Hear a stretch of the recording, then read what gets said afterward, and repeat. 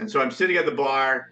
This kid comes in and he hands me his resume. And I look at him and I look at his resume and I look back up at him and I just start laughing. And I could see a little bit of a confused look on his face. I'm like, come on, why are you pranking me?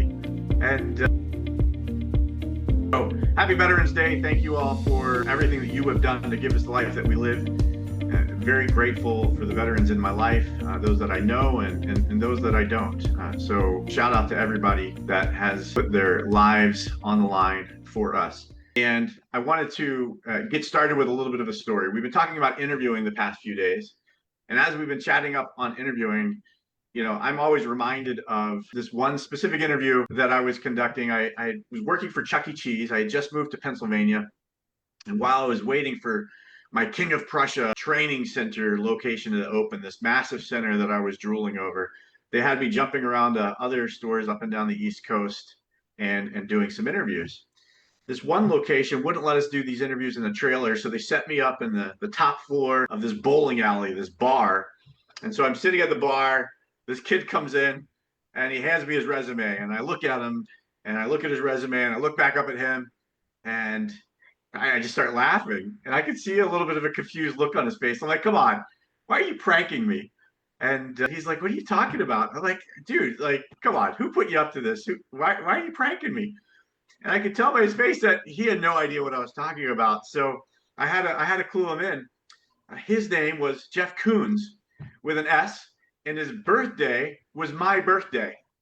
Oh, So I wow. literally looked at him and I was like, well, I don't really need to ask you any other questions. You're hired. How do you not hire yourself? And he actually ended up being a pretty good employee. But that's not the ideal situation that we would probably put ourselves in for hiring.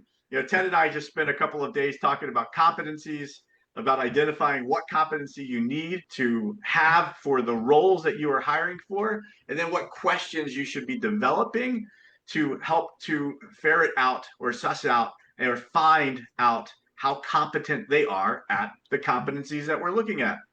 And in that process, what we found over the years is that identifying the competency, having good questions for the competencies, and then digging deep on the competencies is not always enough to help us figure out whether or not they have them, right? Or what we really need is to also identify what a good answer looks like. And so one of the things that I love to point out when talking about this is a great quote by Tony Robbins. And that's that successful people ask better questions, and as a result, they get better answers. So yes, we're going to have those good questions, and we're really looking for what? We're looking for good answers, right?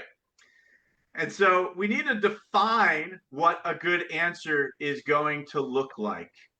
What's a good answer in an interview? How do you know it's a good answer? Because I'll tell you one thing that doesn't define it's a good answer, but often confuses a lot of managers. We'll start there. What doesn't always make a good answer, but it sometimes teases us into thinking it's a good answer, is energy. Many of us that have been involved in sales over the years, we know that energy helps to sell, right? And so if we're giving good energy, often we get good energy. And if we get good energy, we feel like it's a great conversation. It's a great answer. And what we really want to make sure that we're doing is that we're not just building some good rapport. We're not just having a great conversation with somebody that we like. Because if we have a great conversation with somebody that we like, we can end up hiring a bunch of me's, right? Tech issues all over the place today. There we go. That's the fun slide for me. I needed everybody to see the fun slide. All right. It was all about this slide, Thomas. I put a lot of work into that slide last night. So we don't want to hire a bunch of bees. An army of bees doesn't bring the diversity that I'm looking for, and it probably doesn't bring the strength to the competencies that I'm looking for, right? And so we want to make sure there's more than just good energy in the interview. We want to make sure that we're getting the details from the candidate that tells us that it's a good quality interview answer.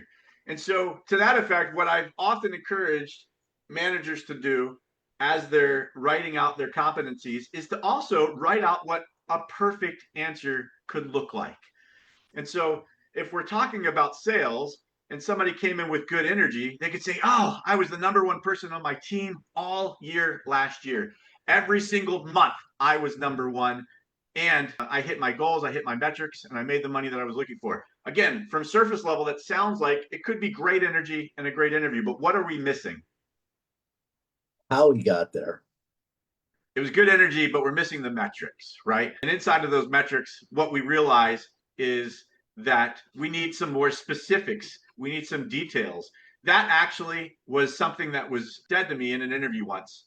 And inside of that interview, the person told me they were number one. And what the manager that was interviewing them did not ask was for more details.